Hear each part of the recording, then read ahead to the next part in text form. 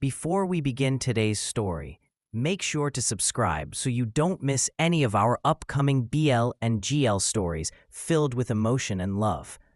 You're listening to a BL love story that speaks the language of emotion. Now, let's begin the tale, the new episode of the tragic male lead's revenge, because love is about to bloom in the most unexpected way. Episode 2, An Alliance Forged in Moonlight. The silence on the terrace was a living thing, thick and charged, broken only by the distant, muffled hum of the city and the frantic beating of Lu Feng's own heart.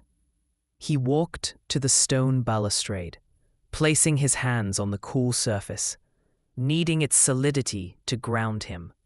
He didn't turn around, but he could feel Yanling's presence behind him like a physical weight, a dark star whose gravity he was now willingly entering.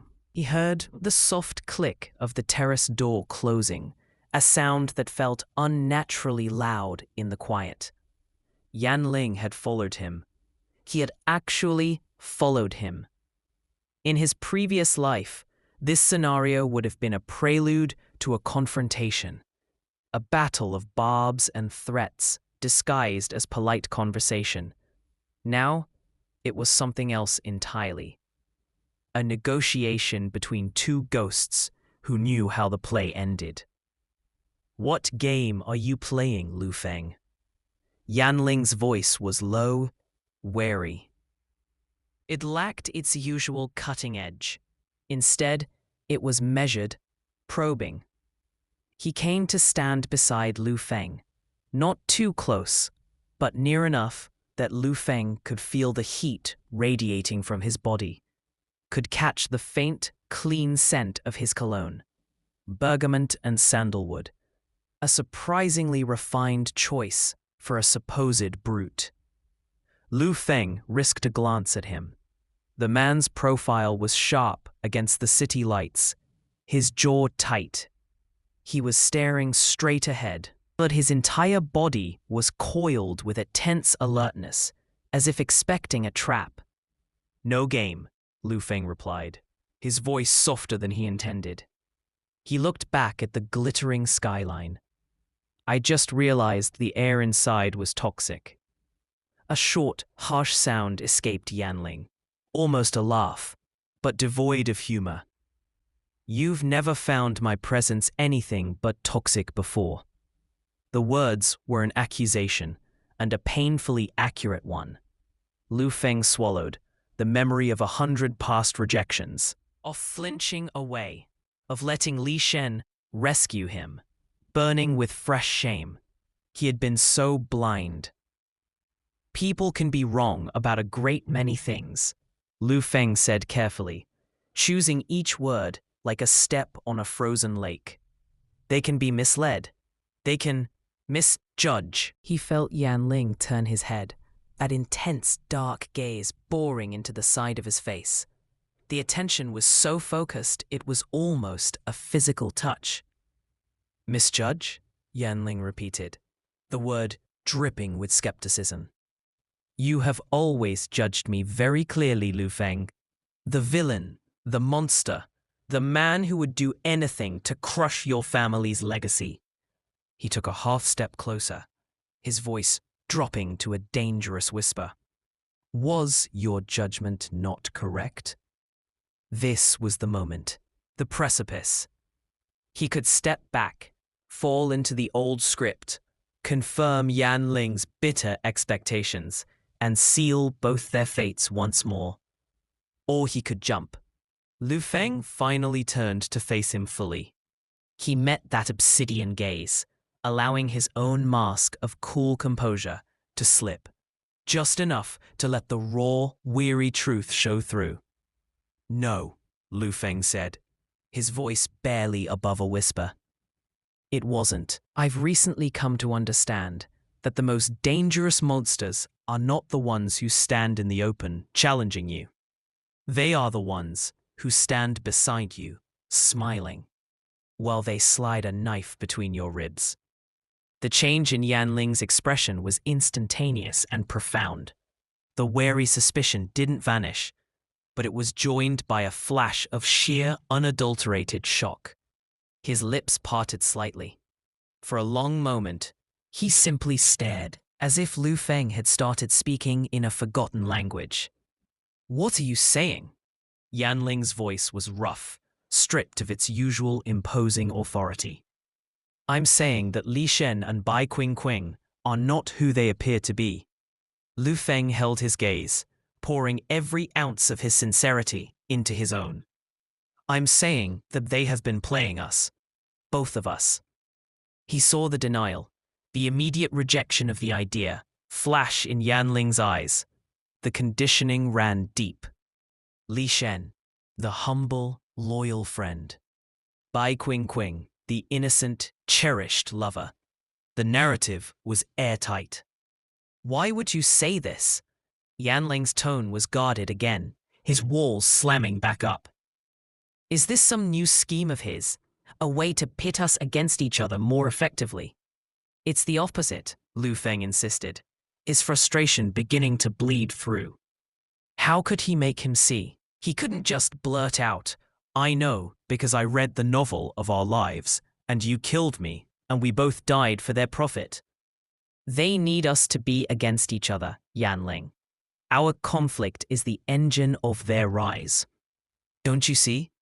They feed you information to make you act against me, and they feed me fear to make me rely on them.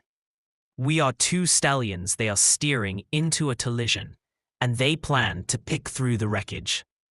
He was breathing heavily now, the passion of his plea leaving him exposed. Yan Ling was silent, his expression an unreadable mask, but his eyes were churning with a maelstrom of thoughts. He was analyzing, dissecting every word, every micro-expression on Lu Feng's face. "The Shanghai deal," Yan Ling said abruptly, his voice flat. "Last month, the internal memos from your company that found their way to my desk, detailing your secret strategy to undercut my bid." Lu Feng's blood ran cold. He remembered that deal. It was a major loss, one that Li Shen had consoled him over, blaming Yan Ling's underhanded espionage. "I never authorized those memos. They were fabricated." Yan Ling's eyes narrowed. "The charity gala in Beijing, where you coincidentally won the bid for the piece of land I wanted right from under me, after Bai Qingqing spent the whole evening telling you how much her charitable foundation needed it." A wave of disgust washed over Lu Feng. "She played on my sympathies. I donated the land to her foundation the next day. I found out later it was immediately sold to a shell corporation owned by Li Shen's uncle." Piece by piece, the evidence was falling into place. The tiny inconsistencies, the convenient coincidences, the way he and Yan Wing were always perfectly positioned to clash, with Li Shen and Bai Qingqing always there to reap the benefits or offer comfort. Yan Ling took a step back, running a hand through his perfectly styled hair, a rare gesture of agitation. The sheer audacious scale of the deception was beginning to dawn on him. He, the master of control and intimidation, had been a puppet. His eyes snapped back to Lu Feng, sharp and piercing. "Why now? Why tell me this now?" This was the most dangerous question. Lu Feng looked down at his own hands, clean and unmarked, not yet stained with his own blood. He thought of the cold marble floor, the pain, the triumph in Li Shen's eyes. "Because I had a dream," he whispered, the lie tasting like ash, but being the only possible explanation. "A very vivid, very terrible dream. In it, their plan succeeded. We destroyed each other, and they stood over us, not in grief, but in victory."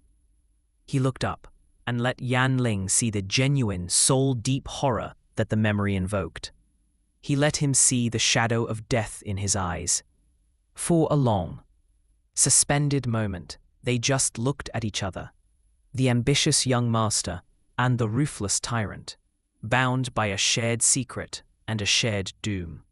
The old world of their enmity was crumbling around them, and in its place was this strange, uncharted territory.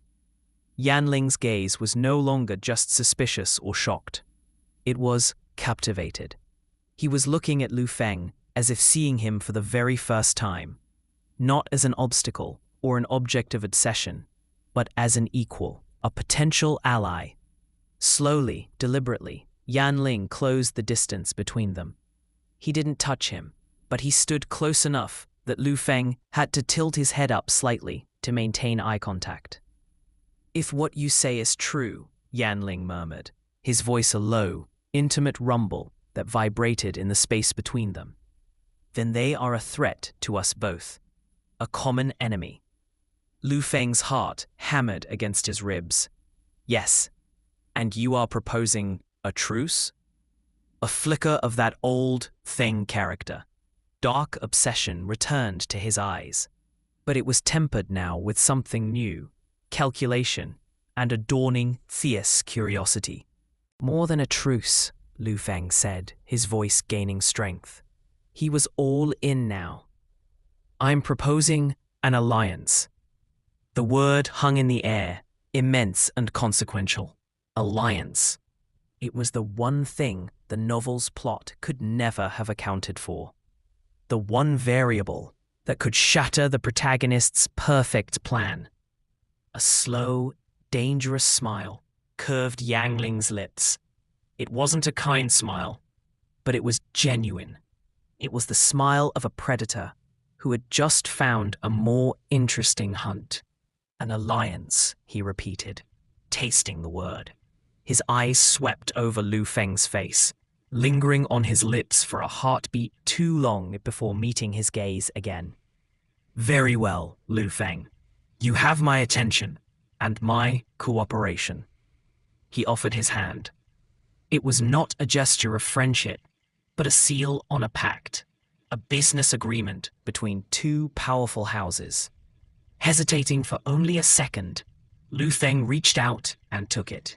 Yangling's grip was firm, his hand warm and strong, engulfing his own. It was the hand that had killed him. The hand that had, in its own twisted way, loved him. And now, it was the hand he was clasping to save himself. As their hands met, a jolt, sharp and electric, passed through Lu Feng. It was not unpleasant. It felt like power, like fate being rerouted. Inside, through the glass doors, they could see Li Shen and Bai Qingqing watching them. Their faces a comical mix of confusion and dawning alarm. They saw the handshake. They saw the intense, close conversation. They saw their carefully constructed world beginning to tilt on its axis. Lu Feng didn't smile. He simply held Yangling's gaze, their hands still clasped. The game had truly changed. The tragic male lead and the tragic villain were no longer playing their assigned roles. They were writing a new ending. Thank you for listening to this part of their love story. The next episode is on its way, and trust me, it's going to make your heart flutter even more. So, like, share, and subscribe, and let's meet again where love continues to bloom.